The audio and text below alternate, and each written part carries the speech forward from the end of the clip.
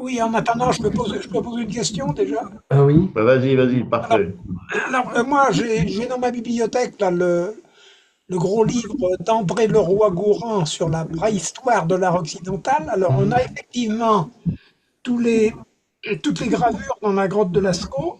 Et il y a un dessin qui est assez troublant, c'est que on voit donc ce qu'on peut imaginer comme une soucoupe volante vue de profil par la tranche, mais en plus, elle a une échelle. C'est-à-dire qu'en fait, alors je me demande si c'est pas quelque chose qui a été rajouté. euh, C'est-à-dire c'est le seul cas. Alors la question que je voulais vous poser, donc là j'ai un doute sur la véracité de ce dessin. La question que je voulais poser, est-ce que les différents symboles, vous avez dit qu'on retrouvait ces symboles dans un grand nombre de grottes. Euh, Est-ce que c'est à dimension égale? D'ailleurs, de quel pays s'agit-il? Est-ce que c'est sur plusieurs continents qu'on trouve ces symboles dans les grottes? Ou alors seulement en Europe? bah, d'après l'étude de Geneviève von Pensinger, on les trouve sur tous les continents. D'accord. C'était le document que j'avais présenté en départ. Donc, il y en a qui se répètent et surtout, il y en a qui sont bon, très récurrents, comme les Mais, points, les lignes ou les symboles basiques. mais ils se répètent à dimension égale? Ah, ça, c'est une bonne question. Alors, ces études sont très compliquées parce que pour s'en apercevoir, il faut aller sur les lieux.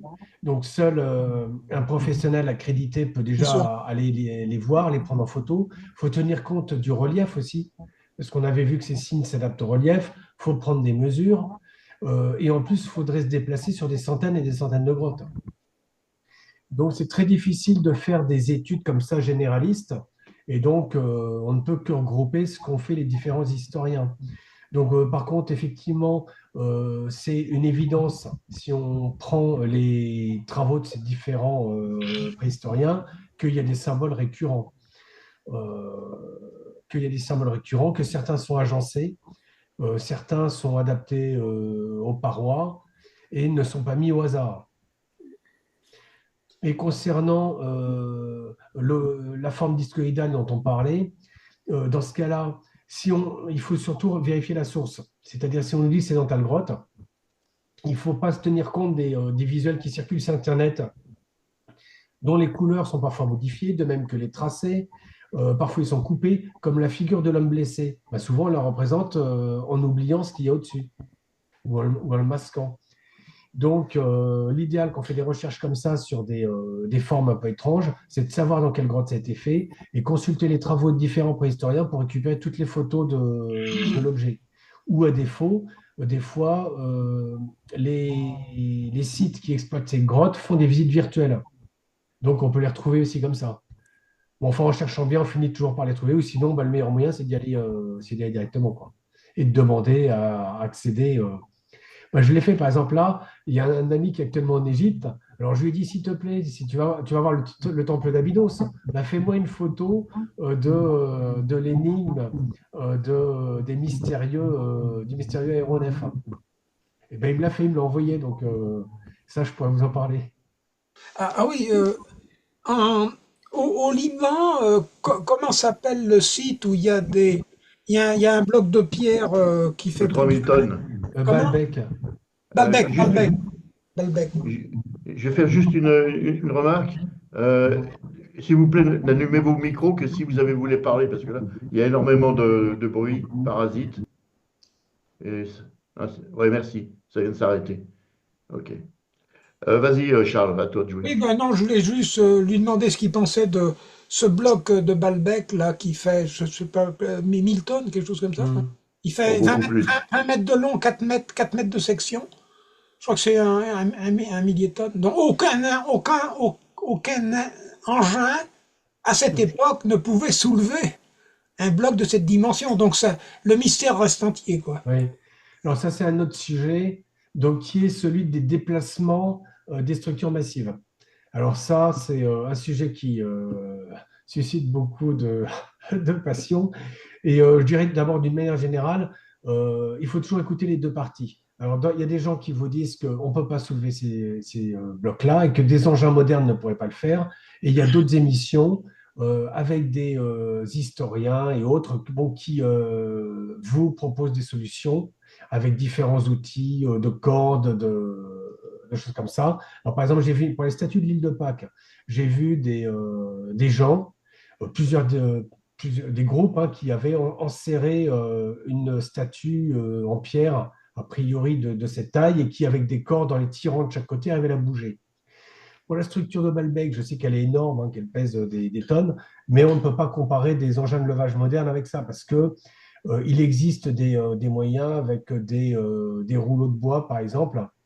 Moi, je peux vous répondre sur l'Égypte, par exemple, pour se demander comment est-ce que les Égyptiens avaient réussi à transférer les blocs depuis la carrière jusqu'au site des pyramides. Sachant Eh que le site bien, était à plusieurs centaines de kilomètres. ouais. Eh bien, une des premières réponses a été trouvée sur des fresques. Eh bien, sur des fresques, on voit, et je les ai vues hein, quand j'y suis allé, on voit bien un bateau sur lequel on voit une grosse pierre.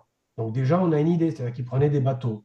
Et il y a quelque temps, on a trouvé une archive d'époque qui s'appelle le Journal de Merer, donc qui a été fait vers 2560 avant notre ère, donc soit 4600 ans, qui explique, qui répertorie les activités quotidiennes des travailleurs ayant participé au transport de blocs de calcaire vers la pyramide de Khéops.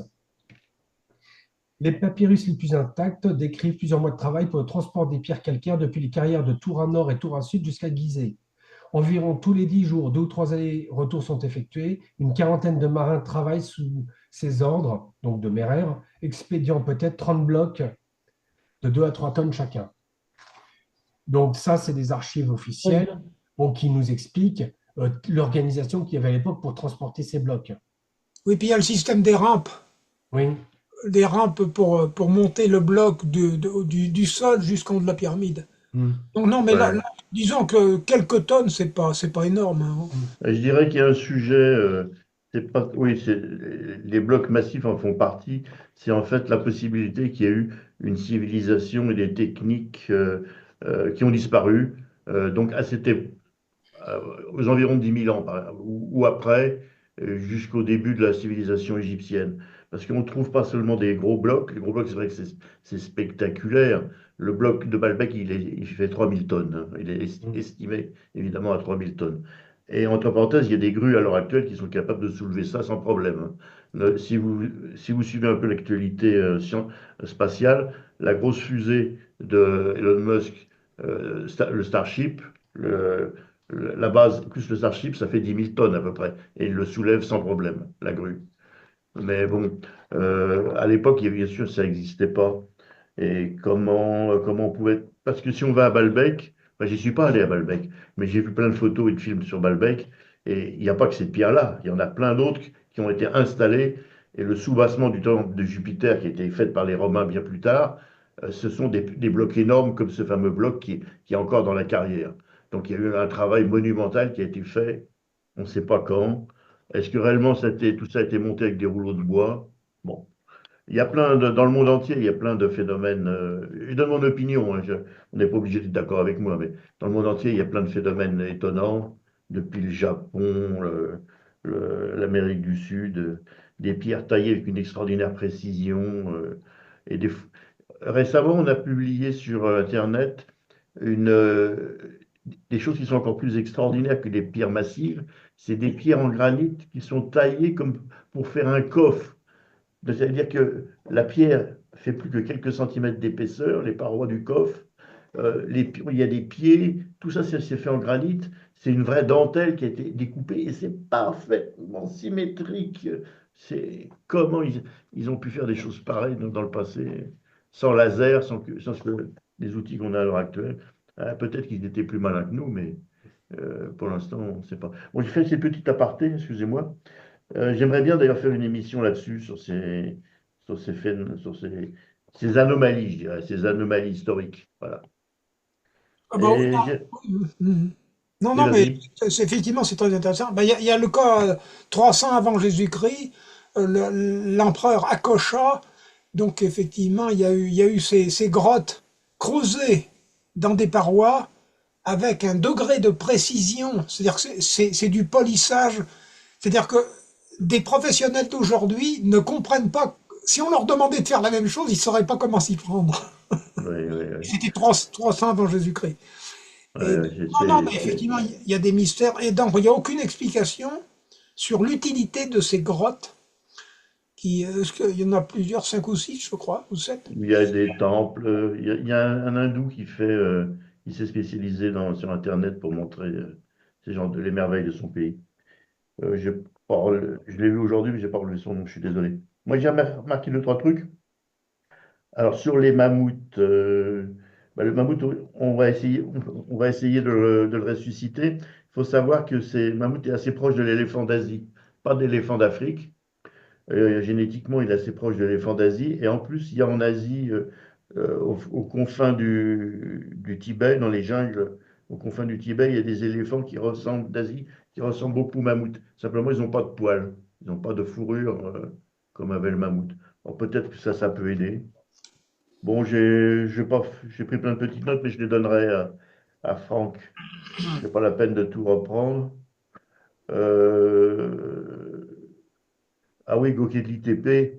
Il semblerait on a trouvé un site, mais il semblerait qu'il y en a plein d'autres dans la région. Je ne sais pas si vous êtes au courant.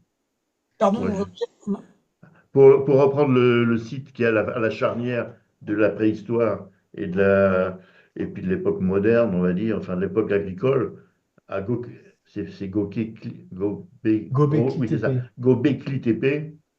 Il semblerait qu'on a trouvé d'autres sites. Et puis, Gobekli Tepe a été enterré. Il a été construit et puis ensuite il a été enterré. C'est assez étonnant. Et oui, puisque a priori, si je me souviens bien, c'était pas un site d'habitation, c'était un site rituel et cultuel. Donc ça Oui, veut dire qu'il fallait bien qu'ils habitent quelque part.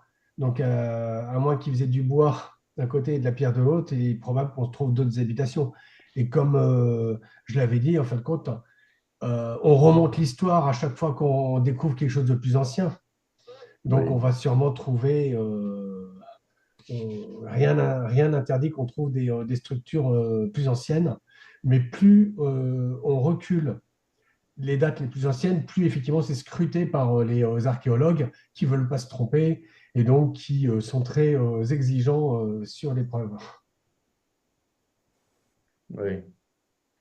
L'Atlantide, tu, tu Vous voulez, penses que ça peut être à l'époque préhistorique? bah, je peux vous parler de l'Atlantide si vous voulez. Je peux faire un mini exposé de 5 minutes Ouais. si le sujet vous intéresse. ah Bah, oui, oui. ouais. Oui, vas-y. Alors, l'Atlantide, bien sûr, fait partie de la théorie disant qu'il y aurait une civilisation super avancée avant les nôtres. La question, quand on voit ce genre de choses, c'est bien sûr la preuve et les sources, surtout les sources déjà pour commencer. Et les sources les plus anciennes et les premières références connues, c'est dans Platon. Et plus précisément, dans les œuvres du philosophe grec qui s'appelle le Timée, qui a été probablement rédigé en 358 avant Jésus-Christ, où il y a différents protagonistes qui s'expriment. Donc on a des philosophes et politiciens comme Socrate, Timée de Locre, Critias et Hermocrate. Ils évoquent une grande île qui est nommée Atlantide et qui se situe au-delà des colonnes d'Héraclès, donc comprenez aujourd'hui Gibraltar. Et donc dans ce premier ouvrage de Timée, elle commence à être décrite. Donc on voit déjà qu'il y a des dieux qui interviennent et que c'est une île sur laquelle des dieux interviennent. Donc il y a 10 royaumes. Et je cite, en effet, les monuments écrits disent que votre cité détruise dit jadis une immense puissance qui marchait insolemment sur l'Europe et l'Asie tout entière, venant d'un autre monde situé dans l'océan Atlantique. Cette île était plus grande que la Libye et l'Asie réunies, donc ce qui veut dire qu'il y aurait une énorme île à Gibraltar. Donc normalement, ça ne devrait pas passer inaperçu. Ça, Or, un jour, cette puissance réunissant toutes ses forces entreprit d'asservir d'un seul coup tout votre pays, le nôtre et tous les peuples en deçà du détroit. Donc, en gros, ce qu'il dit, c'est que l'Atlantide, euh, a à un moment attaqué la Grèce. Et c'était en 9000 ans avant. Donc, c'est-à-dire qu'on est à plus de moins Mm. de 9000 ans avant Jésus-Christ, ce qui est important. Ensuite, les suites de l'histoire, je la résume. Donc, les envahisseurs ont été vaincus par les Grecs, mais après, il y a eu des inondations, des tremblements de terre et des interventions divines pour faire couler l'île. Donc, c'est pour ça que dans la légende, cette île aurait disparu. Voilà un peu le premier ouvrage. Dans le second ouvrage, qui s'appelle le Critias, donc, le personnage du même nom poursuit son récit de l'Atlantide. Donc, il explique qu'elle appartenait au dieu Poséidon, qu'il a entamé des travaux, créé 10 provinces et il a confié le règne à son fils. Donc, Critias évoque la richesse de l'île, en particulier la flore, la faune, les métaux. Et il décrit 60 000 districts. On rappelle qu'on est en moins 9000 ans, hein, et que à Mm. cette période-là, la seule chose qu'on sait, c'est Göbekli Tepe pour les édifices. Alors, on nous parle d'édifices colossaux, de canaux, de mines, d'hippodromes, d'infrastructures maritimes et d'une flotte de 1200 trières. Pour l'instant, ça, je le mets de côté, j'y reviendrai. Alors, première chose, donc après, donc c'est une structure, une société très structurée, et le livre se termine en disant que le peuple atlante est puni par les dieux parce qu'il est décadent, et donc il est englouti. Alors, il faut savoir que d'abord, on n'est pas dans un récit réel, parce que les personnages qui sont cités existent réellement à l'époque, mais ils auraient jamais pu se rencontrer selon certains analystes, géographiquement, on s'entend. D'autre part, il faut savoir que ce mythe de l'Atlantide que tout le monde connaît dans le monde n'est qu'un témoignage de quatrième main. C'est-à-dire que c'est le personnage qui s'appelle Critias qui le raconte, qui lui le tenait de son grand-père, qui le grand-père le tenait d'un sage qui s'appelait Solon, et Solon Ouais. le tenait d'un grand prêtre égyptien qui leur aurait dit ça. Donc cette légende que tout le monde connaît dans le monde est un témoignage de quatrième main. Voilà. D'autre part, j'ai noté quelques erreurs et aberrations historiques. La première, c'est qu'on mélange les dieux et la réalité, puisqu'il parle clairement de Poséidon et d'intervention divine sur ces îles. Donc si on veut admettre l'Atlantide, il faut admettre aussi l'existence de dieux grecs. Ensuite, on parle d'une flotte de 1200 trières. Les trières, ça s'appelle aussi des trirèmes. C'était des navires qui étaient utilisés à l'Antiquité, qui comprenaient 170 rameurs. Je doute qu'en 9000 avant Jésus-Christ, il y ait des flottes de 1200 trières qui se baladent dans le monde. D'autant plus qu'il écrit à un moment que ce port de l'Atlantide, donc le canal et le port étaient remplis de vaisseaux et de marchands venus de tous les pays du monde et de leur foule s'élevaient des jours et nuits des cris, du tumulte et des bruits de toute espèce. Je m'étonne qu'en 9000 avant Jésus-Christ, il y ait des bateaux comme ça qui se promènent partout dans le monde, à l'époque où on n'a même pas, on se déplaçait en pirogue. Hein. D'après les vestiges les plus anciens navires qu'on ait trouvés, les navires à voile, je crois qu'il a 200 000 ans et c'est égyptien. Et après, je les avais notés quelque part. On a un navire qui a moins 8000 ans, et c'est une barque. Et sinon, c'était des pirogues. Ouais, mais Donc, j'imagine attends. mal des navires comme ça. Donc, la légende ne tient pas la route si on la prend telle qu'elle. Mais Par contre, Franck, hmm, excuse-moi. Tu as oui, dit tout à l'heure, et ça paraissait assez logique, que les Homo sapiens, ont colonisé le monde entier, dont certaines îles comme l'Australie, hmm, une immense île. Et on ne peut pas y aller à pied sec. On n'a jamais pu y aller à pied sec, même à l'époque des glaciations, où le hmm. niveau de la mer était beaucoup plus bas. Donc, ils avaient des bateaux déjà il y a 40, 50 000 ans avant Jésus-Christ, Oui, les êtres humains. ils avaient des Donc, bateaux, probablement sommaires et c'est- probablement pas à voile. Et bon, on n'en a pas. ça, Je dis ça, a la pu, trace. ça, ça a pu Hmm. évoluer entre-temps. Ok, Et admettons qu'ils ont puis, des bateaux, mais des trirèmes. Des oh, trirèmes. mais ça c'est tu sais bien que tous les Grecs sont des menteurs et ils sont établis à Marseille. Ils ont donné le nom à la ville. Je pense que Platon, il doit mélanger, comme tu dis, c'est pas de première main, c'est de quatrième main. Donc je pense que ce que j'ai lu, c'est pas ce que je pense en réalité. Son discours, il est un peu apologétique, c'est pour expliquer que il faut faire attention à la décadence, parce que si vous, si vous allez dans la décadence et vous effrayez les dieux, ben, il va vous arriver des catastrophes. C'est peut-être un peu, c'est peut-être un peu ça la morale de l'histoire. Oui, et ça s'inscrit dans Et les œuvres de Platon qui mélangeaient le monde du réel et le monde des idées.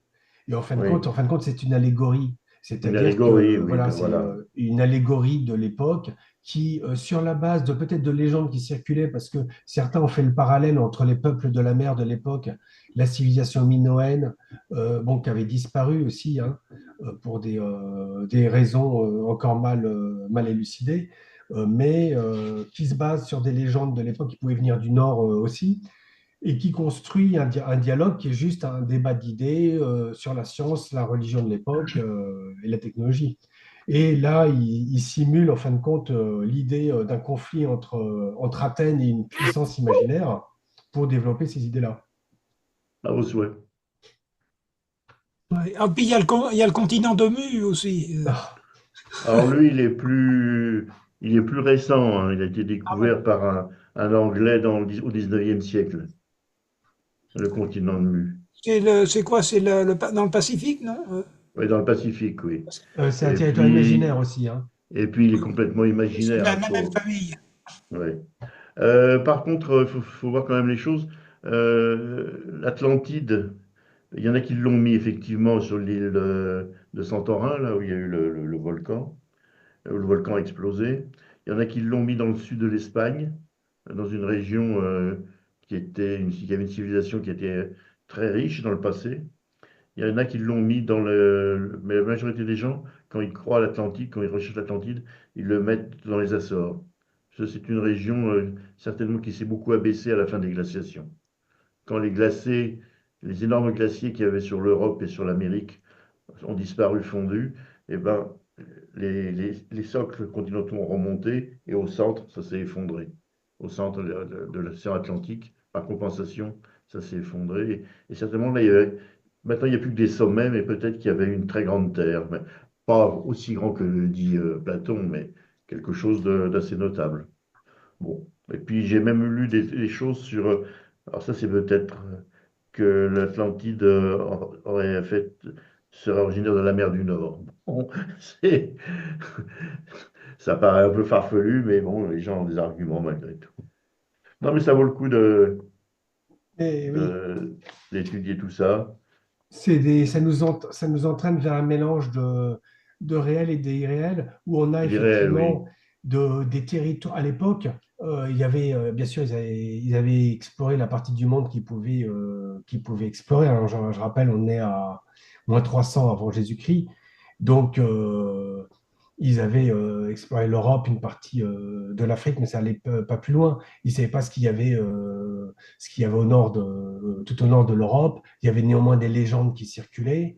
Et Exact. donc, il y a aussi le phénomène des îles fantômes. Mais ça, c'était plus tard. C'est-à-dire que c'est des îles qui figurent sur des cartes marines, qui ont été observées par des marins, mais après, on n'arrive pas à les retrouver. Et donc, ça, il y a plusieurs explications qui sont possibles.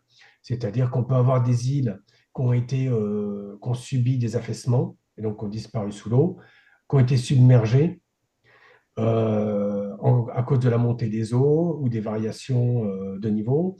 Il y a des icebergs dérivants aussi, qui ont été confondus avec des îles, ou des erreurs de navigation ou de localisation, qui ont fait que certains ont cru voir des territoires nouveaux alors que c'était des territoires tout à fait existants.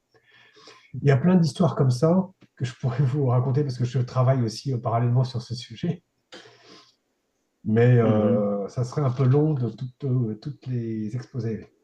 Ah, puis alors les vaisseaux fantômes, là, il y en a des volumes et des volumes. Ouais. Les navires de la marine qui ont été vus longtemps après avoir été coulés, enfin, ça dépasse l'imagination. Mais bon. Bah, à un moment, la marine, j'avais vu un document de la marine anglaise, fin 19e, qui comptabilisait plus de 1500 épaves dérivantes, sans Combien? équipage. 1500. Mais j'ai pas compris, les épaves dérivantes, c'est ça? Oui, donc des vaisseaux fantômes, enfin, Ah oui, entre guillemets, c'est-à-dire, moi j'appelle épave dérivante, c'est un navire sur lequel il n'y a aucun équipage. Mais après, il faut savoir pourquoi. Parce que, il y a énormément d'explications. Alors, débat, il faut savoir que un équipage peut tout à fait décider de quitter son navire avec des radeaux de survie ou embarquer sur un autre navire. Il peut y avoir des mutineries, la piraterie. Il y a aussi les navires qui sont dans des ports. Et lors des tempêtes, s'il y a un câble qui est sectionné, par exemple, bon, bah, il peut se trouver à dériver. Donc il y a tout un tas, et même de nos jours, hein, il y a encore des navires dérivants. Il y a même un navire de 200 mètres de long qui a été retrouvé quelques années après, mais qui a dérivé sans que personne ne le retrouve. Il y a même un navire qui a été pris dans les glaces et qui a dérivé pendant plusieurs dizaines d'années. Il était pris dans les glaces, abandonné par son équipage. Les glaces ont été libérées et après, il s'est promené comme ça un peu partout. Je retrouverai je pourrais vous trouver son nom si vous le voulez, là, mais il faut que j'aille dans mes archives. Ouais. Et alors, pour revenir à l'époque préhistorique, euh, oui, le feu. Donc, on sait pas. On a quand même une bonne idée de l'époque où le feu l'utilisation du feu s'est généralisée. Hein, parce que si on peut, parce que je pense que les hommes préhistoriques, un peu comme dans la guerre du feu, ils devaient le capturer le feu au début. Et ils devaient ramasser des tisons et puis l'entretenir jusqu'à ce que le plus longtemps possible. Et puis ensuite, ils ont trouvé le moyen d'allumer le feu. Ouais. Et qu'est-ce qu'il y a Comme on le d'autre? voit un peu dans les films d'ailleurs, Oui, où, où effectivement, ils ont pour mission de protéger le feu. C'est comme à koh. Et puis après, s'ils perdent le feu, bah, c'est les ennuis qui commencent parce qu'il faut trouver un moyen de le récupérer. récupérer, oui. Euh, les animaux, on a parlé des animaux. Tu sais qu'il y a eu des glaciations, hein. En fait, les animaux, ils ont fait comme les êtres humains, ils ont fait des va-et-vient dans l'Europe et dans le monde, même l'Afrique du Nord, tout ça, ça a beaucoup bougé. Et les mammouths, ils sont descendus quand il faisait très froid chez nous, et ensuite ils sont repartis. Bon, les hommes, ils ont probablement massacré dès qu'ils ont été mieux armés, ils les ont probablement tués, mais au début, les mammouths, ils régnaient en maître. Et ils se déplaçaient avec le climat. Ouais, c'est tout. Bon. Il y a une zone en Lequel? Russie où ils ont réussi à survivre un peu plus longtemps. Ouais. Ouais. Mais On en a sinon, t- effectivement, et on trouve en Russie, enfin en Russie, en Sibérie, dans la zone très froide, on trouve encore régulièrement pas forcément des mammouths, mais des animaux presque entre guillemets intacts. C'est-à-dire qui sont restés gelés pendant des milliers et des milliers d'années. C'est assez étonnant. Ouais. Bon, on n'est que trois à parler là, mais je pense que n'hésitez pas à prendre la parole. Nadège, il faut qu'elle sourit. Je suis sûr qu'elle a des choses à dire. Mais il faut qu'elle active son micro par contre. après, au-delà de, ouais, comme je disais, au-delà de moins 10 000 avant Jésus-Christ, et surtout à partir de moins 5 000, là, on a des énigmes partout dans le monde, puisque c'est là qu'on va avoir des édifices particulièrement impressionnants, hein, dans la zone Amérique, notamment les Mayas, les Incas, les Aztèques, les signes de Nazca, les les géoglyphes de Nazca. En Europe, on a des sites très curieux. Bon, on a des sites souterrains. On a tout un Là, tas je de vous montre, représentations et de mythes, hein. Ouais. si vous voulez voir des gravures rupestres, vous allez à Fontainebleau, si vous êtes dans la région parisienne, c'est pas très loin, et vous avez 2000 gravures rupestres. Je ne savais pas qu'il y en avait autant. C'est ce que je vous montre là. Enfin, je vous montre une petite partie, bien évidemment. Il y en a, en veux-tu, en voilà.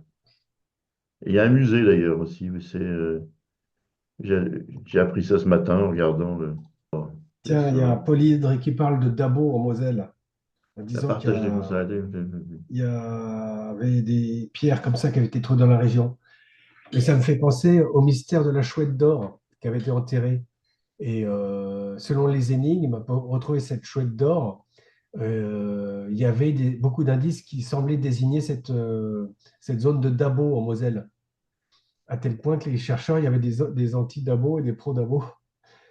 Et c'est pour ça que comme ils parlent de De cette ville, Dabo. je pense que c'est celle-ci, hein, qui est Alors, concernée par l'énigme de la chouette d'or. l'énigme de la chouette d'or, qu'est-ce que c'est en deux mots? Alors, il y a quelques temps, même très longtemps, ça devait être dans les années 94, quelqu'un avait enterré une chouette conçue en or et avec des pierres d'une forte valeur. Il a publié un livre dans lequel il laisse des énigmes qui sont très complexes, en précisant qu'il y avait aussi des pièges, des fausses directions. Et en fin de compte, beaucoup de chercheurs se sont intéressés à cette énigme de la chouette d'or pour essayer de la trouver. Et jusqu'à très récemment, euh, personne officiellement l'avait trouvée. Et là, il y a quelques mois, bon, bah, il y a quelqu'un qui l'a revendiqué Ah, d'accord. et qui l'a récupérée. A priori, bon, bah, il a donc résolu l'énigme et il est parti avec elle à l'étranger. C'est tout ce qu'on sait de plus. Et Hmm. un des protagonistes de l'affaire donc, a promis qu'il ferait une émission dans laquelle il révélerait le sens des énigmes, sachant que quand même plusieurs ont été décryptés, mais les autres sont très complexes, qui révélerait donc toutes les énigmes, mais on l'attend. C'est Michel Becker, il me semble. D'accord. Bon. Et c'est la mode en ce moment. Donc, il y a des gens, ils achètent des trésors, et ils les cachent, ils mettent des énigmes et puis ils publient un livre avec des indices pour les trouver. Et alors, ah, ils publient le bouquin, ah, mais c'est pas bête. Ils achètent un trésor 50 000 euros, ils publient un bouquin, ils vendent pour 100 000 euros.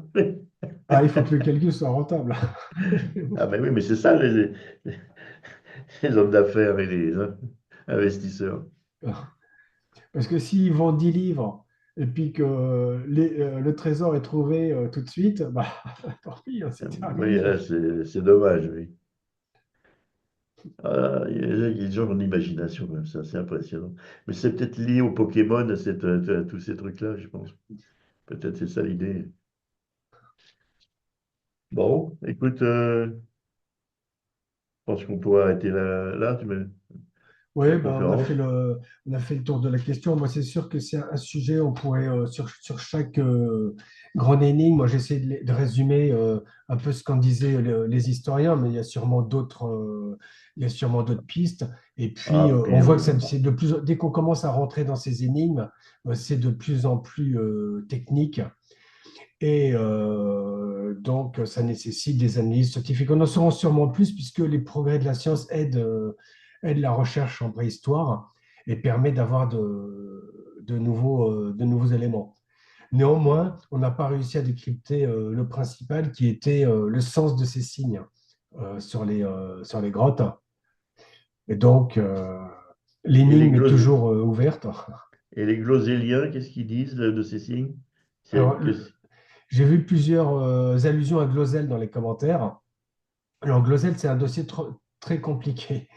Parce qu'en fin de compte, bon, comme on l'avait dit, les premières traces d'écriture officielles datent de 3300 avant Jésus-Christ. Et c'était trouvé en Mésopotamie. Et c'était les écritures cunéiformes. Entre-temps, il y hmm, avait aussi l'histoire des tablettes de Tartaria, qui dataient d'environ 5000 ans. C'est des tablettes où il y a des inscriptions qui ressemblent à des sigles. Et on pensait que c'était un proto-langage. Mais c'est une affaire qui est extrêmement controversée. mais ça vient d'où, de quel pays? De Roumanie, les tablettes de Tartaria. Parce que je sais qu'en Bulgarie, dans ces coins-là, on a découvert aussi des signes, des protos.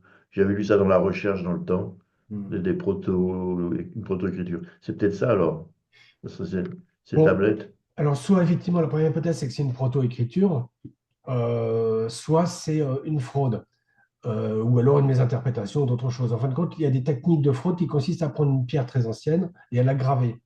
Donc comme ça, tu peux toujours graver la pierre. La pierre, elle sera toujours très ancienne et elles font croire que la gravure l'est aussi. Et Oui. comme j'ai cité, il y a pas mal d'exemples. Il y a des fraudeurs donc, qui introduisent sur des sites archéologiques pour différentes raisons des faux, soit pour leurrer les historiens, soit pour faire le buzz, de la publicité et autres. Alors, le site de Glosel, je crois que, si je me souviens bien des dates, on aurait trouvé des datations qui remontent à 15 000 ans. On me corrigera. Il faut voir peut-être l'émission de Jonathan Ginet qui on a fait une récemment sur le site. Alors, on est tout de suite là euh, dans un débat très douteux puisque les plus anciennes traces d'écriture étant à 3300. C'est très curieux tout d'un coup de trouver une écriture qui date de 15 000 ans. Alors tout de suite, il y a des doutes qui s'instaurent. C'était un paysan qui avait trouvé ça. Et ensuite, il y a eu d'énormes débats en France à l'époque entre les anti-gloséliens et les gloséliens. Moi, ce que je trouve, il y a différents éléments avant d'aborder les éléments techniques que je trouve suspects dans cette affaire. D'abord, les pièces semblent d'être très bon état, ce qui est très étonnant pour des pièces qui sont censées dater de 15 000 ans, si je ne me trompe pas sur les dates. Par Euh, pièce, excuse-moi, par pièce, tu entends des pierres ou de l'argile ou alors, des jetons en argile, c'est des roches gravées. des Et roches gravées. sur ces roches gravées, on voit des signes qui ressemblent à une écriture. Alors, certains ont dit que c'était inspiré de l'écriture phénicienne.